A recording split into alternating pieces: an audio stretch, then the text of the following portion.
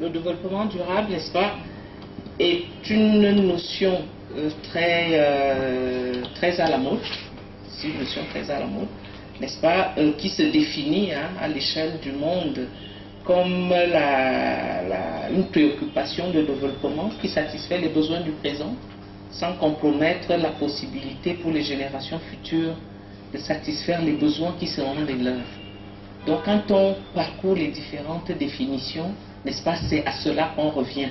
Et les hommes politiques, les économistes, chacun le dit, les environnementalistes le dit à sa manière. Quelle terre allons-nous laisser à nos enfants? Quel est l'avenir? Qu'est-ce que nous préparons pour demain? Et ainsi de suite. C'est simplement le développement durable, c'est de comment, n'est-ce pas, marquer notre passage, n'est-ce pas, sur terre, en laissant des traces pour ceux qui viendront après nous. C'est cela le développement durable, c'est-à-dire que dans tout ce que fait l'individu aujourd'hui, il faut qu'il pense à un avenir. Et le développement durable, le développement durable ne peut pas se limiter. C'est-à-dire que si on essaye de prendre les domaines concernés par le développement durable, c'est l'ensemble de la société. Si nous prenons simplement, j'ai voulu découper en trois, en termes au plan social, au plan de l'environnement, n'est-ce pas, ou encore au plan de l'économie. Si je prends au plan social, nous avons par exemple les questions de paix et de sécurité humaine. Il ne se passe pas un jour, n'est-ce pas, sans qu'on soit confronté aux dégâts occasionnés, n'est-ce pas, par les menaces qui pèsent sur la paix dans le monde. Regardez les conflits armés autour de nous. Regardez la question des religions. Regardez les questions, n'est-ce pas, au niveau des frontières entre les États, n'est-ce pas, et qui mettent à mal la sécurité et la paix du monde, la paix et la sécurité du monde aujourd'hui. Et l'actualité est là pour nous le rappeler, des questions de terrorisme, et on n'a plus besoin pendant longtemps, pour chercher des exemples sur le terrorisme, on allait chercher à l'étranger, on allait chercher au 11 septembre aux États-Unis, mais depuis quelque temps, n'est-ce pas, le terrorisme également fait partie de notre environnement. Donc il ne s'agit pas, lorsqu'on parle de paix et de sécurité, de se dire « je ne me sens pas concerné ». Si on prend la question des droits de l'homme, les droits de l'homme sont au cœur du développement, n'est-ce pas? Parce que tout individu a le droit de vivre dans un environnement durable, dans un environnement équitable. Il est question dans le développement durable également, il est question d'égalité des sexes. Nous avons fêté, enfin célébré il y a quelques jours, commémoré la journée contre les violences faites aux femmes. Contre les violences faites aux femmes, n'est-ce pas? Dans le monde d'aujourd'hui, chacun doit pouvoir respecter le plein épanouissement, n'est-ce pas, de l'autre. Et il n'est pas question que les hommes, sous prétexte qu'ils sont plus forts physiquement, n'est-ce pas, puissent abuser des femmes en leur faisant n'importe quoi. Si nous restons dans la société, allons sur les questions de santé.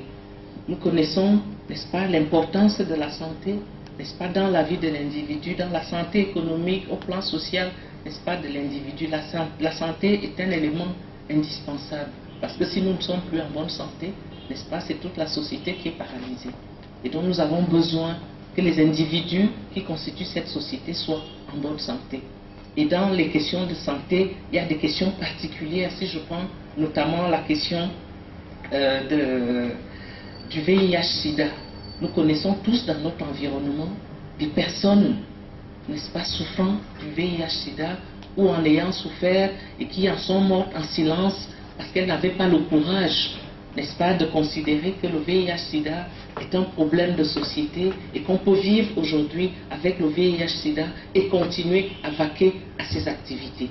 Donc accepter le VIH-Sida, n'est-ce pas, c'est une contribution au développement durable en acceptant qu'on peut être infecté du VIH et mener une vie tout à fait normale. Si je prends la question de l'environnement, en m'arrêtant simplement sur la question des ressources, par exemple, l'accès à l'énergie. Ceux qui vivent dans Yaoundé savent que toute la journée d'hier était une journée morte parce qu'il n'y avait pas d'électricité, n'est-ce pas, dans la ville de Yaoundé, et aucune activité liée à l'électricité ne pouvait être effectuée jusqu'à 18 heures, n'est-ce pas? Et même ceux qui viennent d'ailleurs connaissent le problème de l'eau. Le problème de l'eau, n'est-ce pas, en termes déjà d'accès à l'eau. Le nombre de coupures d'eau qu'on subit pour ceux qui ont de l'eau courante, ils doivent gérer la question des coupures d'eau. Ils doivent gérer la question du coût de cette eau. Parce que l'eau coûte cher. Parce que l'eau coûte cher. Ceux qui n'ont pas d'eau courante doivent gérer la question déjà de l'accessibilité. Où est-ce qu'ils prennent l'eau qu'ils consomment? Et lorsqu'ils prennent cette eau-là, à quoi s'exposent-ils? À quoi s'exposent-ils? Il y a la question de la pollution. Parce que quand on vit dans les bas-fonds, les eaux qui parviennent de là-bas, c'est déjà des eaux souillées, n'est-ce pas? Et toujours relativement à la question de l'eau, lorsqu'il pleut fortement, comme jusqu'à il y a quelques semaines encore, regardez les rues de Yaoundé et de Douala, n'est-ce pas? Il y a des glissements de terrain, il y a des questions de noyade, des familles qui sont déstabilisées et ainsi de suite. Si je ne peux pas être exhaustif par rapport à la question de l'environnement. Il y a également les changements climatiques. Les changements climatiques, parce que c'est des choses dont on parle souvent dans notre environnement, mais sans nécessairement savoir de quoi il s'agit, n'est-ce pas, ni quel impact. On constate les conséquences. Par exemple, quand il pleut, les gens vous disent, oh, vous savez, les changements climatiques, on ne sait plus en quelle saison nous sommes. Nous subissons les changements, les conséquences des changements climatiques, les conséquences, n'est-ce pas, de la négligence des questions de l'environnement.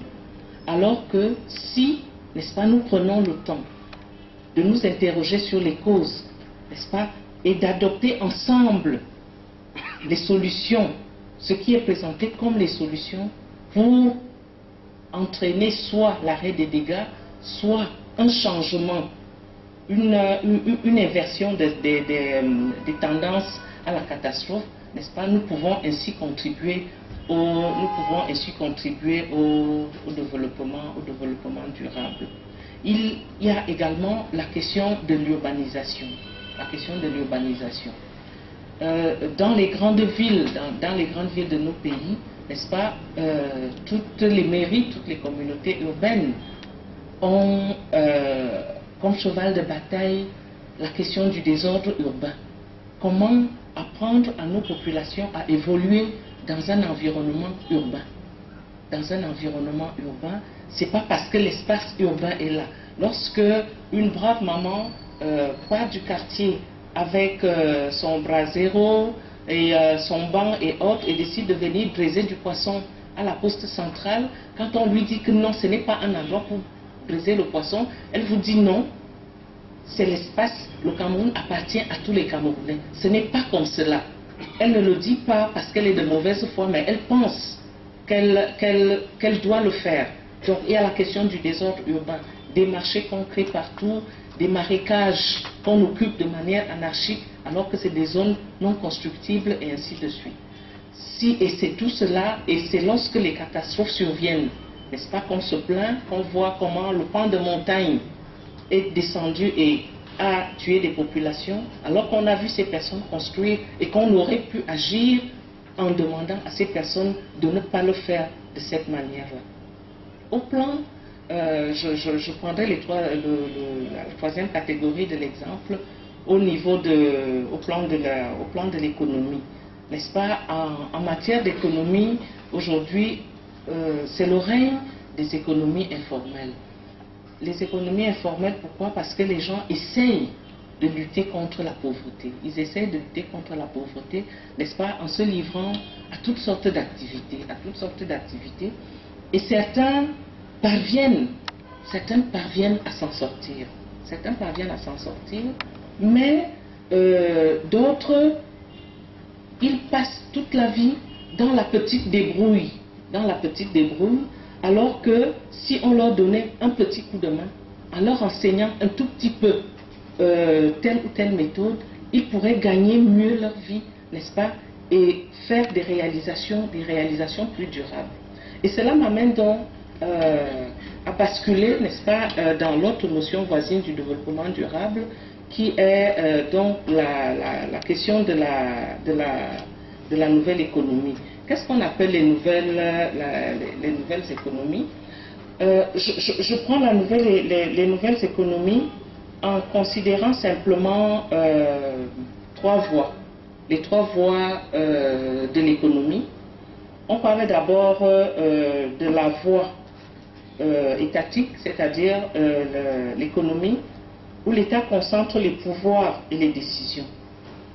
Ensuite, il y a une deuxième catégorie de l'économie, c'est l'économie de marché, qui est centrée sur les affaires, sur les business, n'est-ce pas?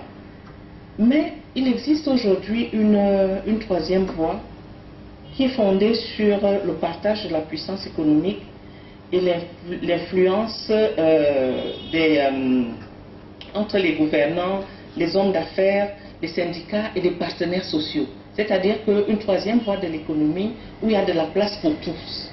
C'est-à-dire qu'aujourd'hui, en prenant part à la création des entreprises à partir de toutes petites initiatives, on peut y arriver, n'est-ce pas? Et le développement des TIC nous donne beaucoup d'exemples, n'est-ce pas? Joue un rôle très important dans le développement de la nouvelle économie, parce que les TIC ont apporté une nouvelle manière dans la circulation de l'information.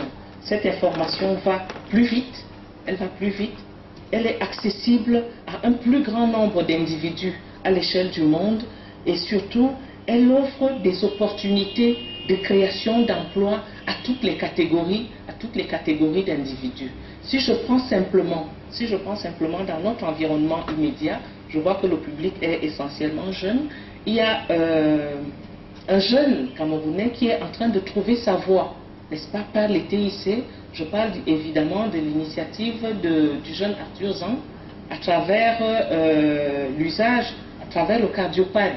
Ce qu'on peut faire rien qu'avec une tablette aujourd'hui, n'est-ce pas, un malade du cœur à Yokadouma peut avoir les données relevées, analysées à Yaoundé, n'est-ce pas, simplement à partir d'une petite manipulation du téléphone.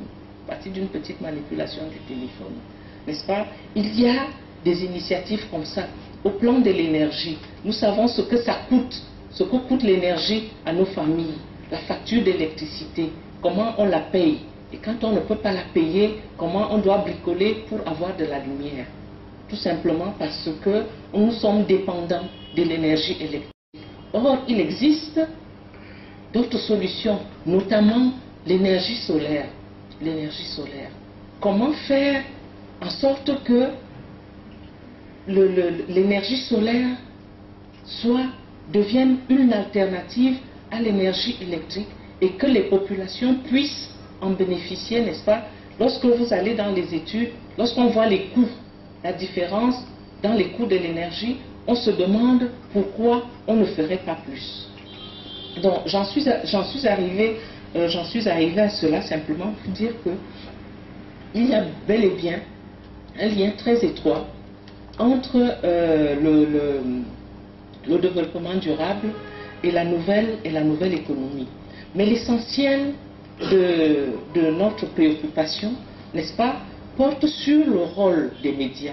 Comment les médias, que font les médias pour non seulement créer le lien entre les notions de développement durable, entre la nouvelle économie, mais surtout dans notre environnement, on a presque envie de dire que font les médias de tout ce qui a été acquis au cours des 30 dernières années. À quoi sert-il d'avoir des journaux, des stations de radio, n'est-ce pas, et des chaînes de télévision par dizaines si on ne peut pas leur donner un contenu utile? Si on ne peut pas leur donner un contenu utile.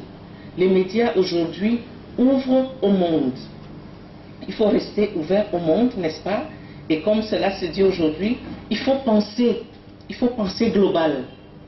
Il faut penser global, n'est-ce pas? En restant à l'écoute de ce qui se passe dans le monde.